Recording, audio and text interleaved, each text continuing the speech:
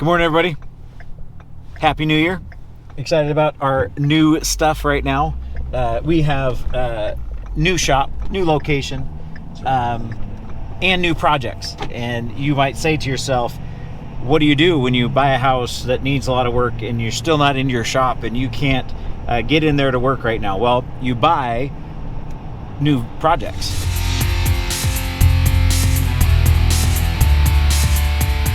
To store outside of your shop, which that's what we're doing.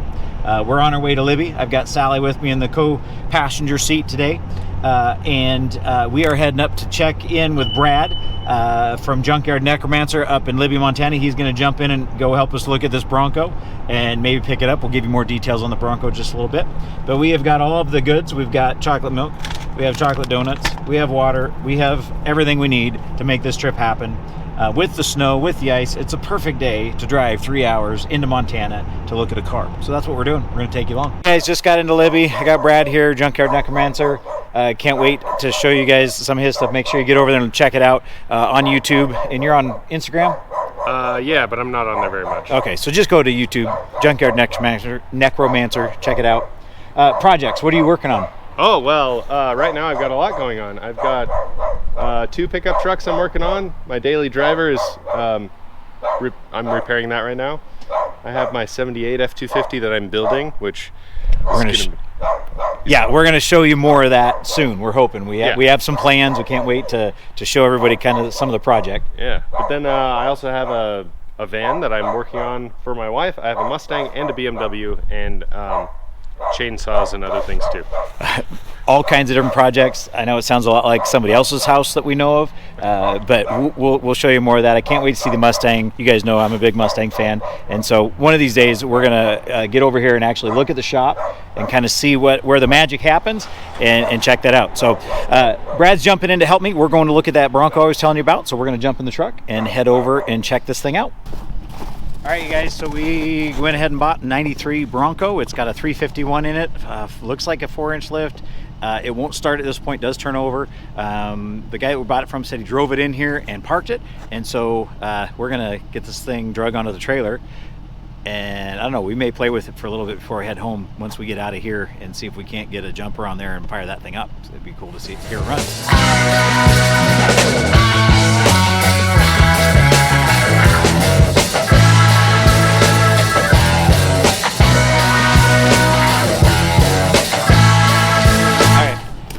Okay, guys, man, Brad, thanks for coming and hanging out with us. Appreciate all the help, and can't wait to get connected with you guys on some of your projects here this summer. I'm looking down the road and I can see your work truck hanging in the air with a wheel missing. So obviously you've got a ton of work to do still around here. Yeah, I've got a lot of work, and that was an unfortunate.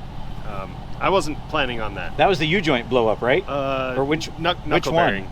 Oh, that was the knuckle bearing. Okay. Yep. No, U-joint, I fixed that. Okay. But I saw that one, and that one looked like a mess. Yeah. So we got a 93 Bronco sitting right here behind us. Got a great price on it. We found a broken brake line, so we know we got no brakes. And it won't start right now, but the guy we bought it from said he fired it up, drove it for a test drive, drove up on the trailer, he pulled it home, turned it off, it won't start. So we're gonna go and clean the fuel, check points, do basic tune up on it, and see if we can't get this thing to sing. So pretty excited. We're gonna head home. I'll catch you next time. Thanks, sir. All right, guys, we are back out on the 93 Bronco. One of the things that was wrong with the truck is the brake lines. You can see, you can't see underneath there. I'll show that to you in just a minute. But the brake line was broke off, and the problem that I ran into, I went and bought one of these lines from O'Reilly's, and the challenge is that they have the same size fittings on each end right here. It's the same size, same thread pattern. Well, it appears to work on the caliper side, or not caliper. This one is a wheel cylinder, but it does not fit on the T that is on the axle. So I have to cut that and make access. And normally that would not be a problem.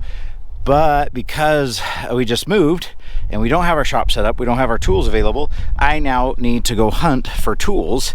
And I have some tools in the green shop that's over here on this side of the property, way up there on top of that hill. And my other tools are all the way up on the top of the hill, stacked in the shop. up there on a long ways away from that particular shop. So I'm on a trek. I'm gonna run up and get that and come back and see if I can't find my turret fitting maker and see what we can pull off in getting a proper fitting made for this and get the brakes back on this Bronco. All right, so the fun part of doing brake lines, especially when you're out in the cold, outside when it's raining a little bit and you're trying to hustle, and you don't have your stock bulk pipe that you normally use, but you bought some steel line from just a quick try to make it work thing, and you mess up, which is what I did.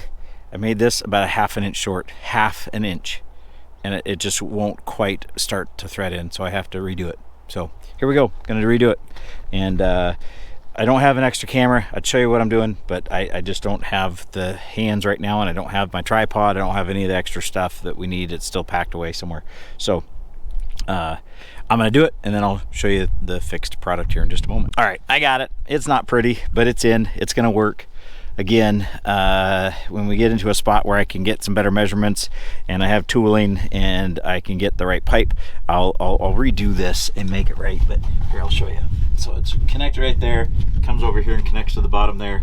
Again, not super straight and clean, like, well, the other side's really not all that straight. It's all kinds of wiggly, but I needed a little better access in there to actually take the time to get it all bent right. And I'm not sure, well, you can't really see it now because my leg's drying up, but where I was laying underneath, I was just having water drip right onto my leg. It was really exciting and all kinds of fun. So next thing, I'm onto the battery. I'm gonna go swap out the battery, see if we can get this thing to fire, and yeah, see what she says. All right, we got a couple problems that we're addressing today just because it makes life easier getting in and out, but we got the door handle that is missing from the door right here.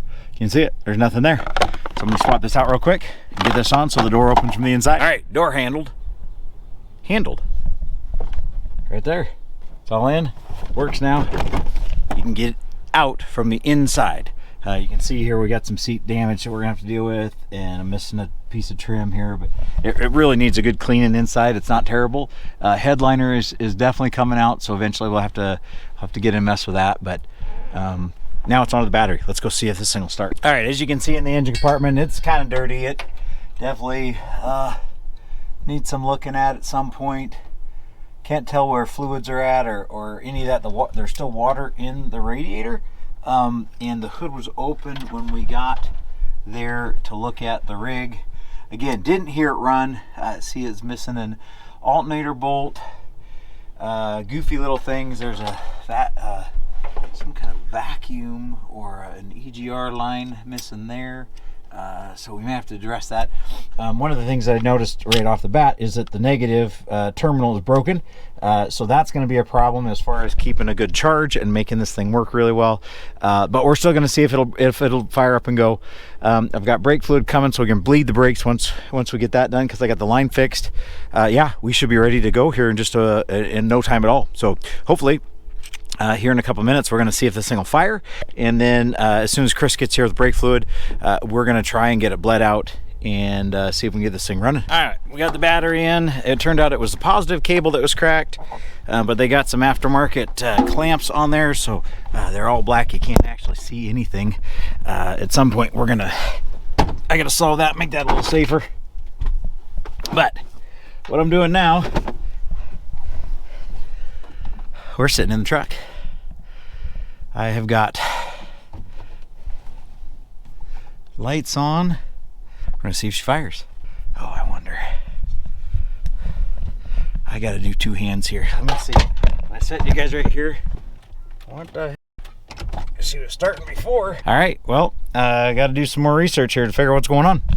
I'll check back in with you in a bit. All right, we're back out here on the Bronco. I am taking a shot at the ignition switch being the issue. We've lost signal to the starter solenoid, which it had on Friday when we picked it up, and it didn't have it when we got here, and it would not start anymore for the guy that we bought it from. It was like there's just no spark. So we're going to take a shot at this, take a chance, because I really don't have anywhere in the shop to pull this in and find all my electrical stuff to test everything and go through the process. I'm just going to throw a $20 part at it and see what happens. Not the best idea, but we're going to give it a shot. As you can tell, It's snowing. It's yep, coming down.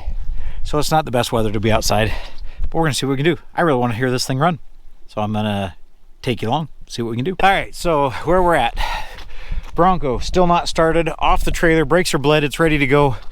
We're firing up the Mini X, moving old Red, gonna drag the Bronco up into a spot where it can live, and until we can get underneath the hood. We got to check spark. We know we have spark, we just don't know if it's getting the spark plugs, and we don't know if we have fuel pressure yet. So those are the last two things. We've checked everything else, got it turned over, we've got spark at the coil, we just got a little bit more to do. And it's still snowing like crazy, wet, cold, end of a Sunday, and we're gonna call it a day here in just a few minutes. All right guys, it is the next day. We're back out on the Bronco. As you can see behind me, we had about 4 inches of snow last night, and we are working on trying to get this thing to fire up. So a couple of things that I found. I went and did some research on the possibility of the 5.8. Why wouldn't it start? It ran before, and it stopped turning over. Replace the ignition switch. That was what one of the guys said. Somebody else got on though, on one of the forums, and talked about the throttle positioning sensor being bad and the fuel being bad, and that combination gave him exactly what I was fighting. So what I've done, I've replaced the throttle positioning sensors down here underneath. You have to pull the throttle body off, fixed a couple of things and they're bad gasket, some of that stuff, and I've now run some fuel through it, hit the pressure, turn the fuel pump on, drained the pressure, did that 3 or 4 times. Now I've cycled that a couple times, and we are getting ready to try and start this thing, so we're gonna hop in here. One of the fun things about these old Fords that if you mess with them at all, you figure out is that sometimes the neutral safety switch is a little worn out. The linkages are, and so it doesn't always get in there. So sometimes you got to use 2 hands, and that's where we're at with this thing. So I've got to set this camera up so you guys can see it. Oh, sorry. I think we're running. Oh, she's got some bad gas in it, I think, people.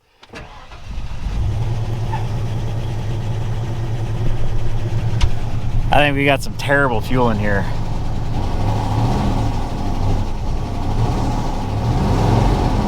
So when I start to accelerate, it actually starts to die on itself, and it's starting to run a little bit better.